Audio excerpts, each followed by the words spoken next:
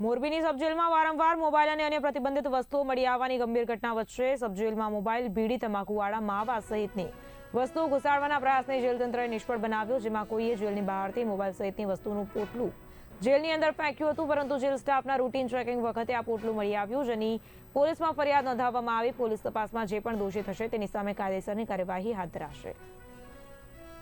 આજરોજ સવારે jail opening સમયે અમારા સ્ટાફ દ્વારા આઉટ સર્કલ વિભાગમાં રાઉન્ડ લેતા ત્યાં એક કાળા કલરનું જબલું યાર્ડ નંબર 1 આ રોડની સાઈડથી પડેલું હતું, જેને ખોલી ચેક કરતા તેમાં બિનઅધિકૃત ચીજ વસ્તુઓ મળી આવેલ હતી।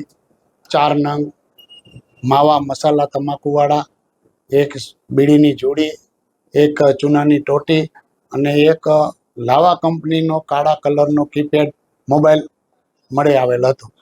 જે સંદર્ભે આ કોણ ફેંકી ગયું, કઈ રીતે જેલની અંદર આવેલ તે બાબતે અમે અત્રેથી એ ડિવિઝન ખાતે ધોરણસરની પોલીસ ફરિયાદ દાખલ કરવામાં આવેલ છે। જે બાબતે જે કોઈ ધ્યાનમાં આવશે જે આપ સર્વેને જણાવવામાં આવશે। આપણે રૂટીન ઝડપી કરતા હોય, કાયમી સવારમાં અને સાંજે 2 ટાઈમ આઉટ સર્કલમાં રૂટીન ચેકિંગ કરતા હોય અને કાયમી એક વિભાગમાં ઝડપી હાજર સ્ટાફ દ્વારા કરવામાં આવે છે। અમુક સમય 2 વાર બી ઝડપી કરીએ છીએ। આ રીતના ઝડપીમાં વસ્તુઓ પકડાય તેને આપણે ધોરણસરની ફરિયાદ દાખલ કરવા આગળની કાર્યવાહી કરવામાં આવી રહી છે, આવતી હોય છે। ના, આ મોબાઈલમાં સિમ કાર્ડ હતું નહીં, એને ચેક કરીને જોયું હતું। બેટરી લાવા કંપનીની જ હતી, નવો મોબાઈલ જ હતો, કીપેડ મોબાઈલ હતો।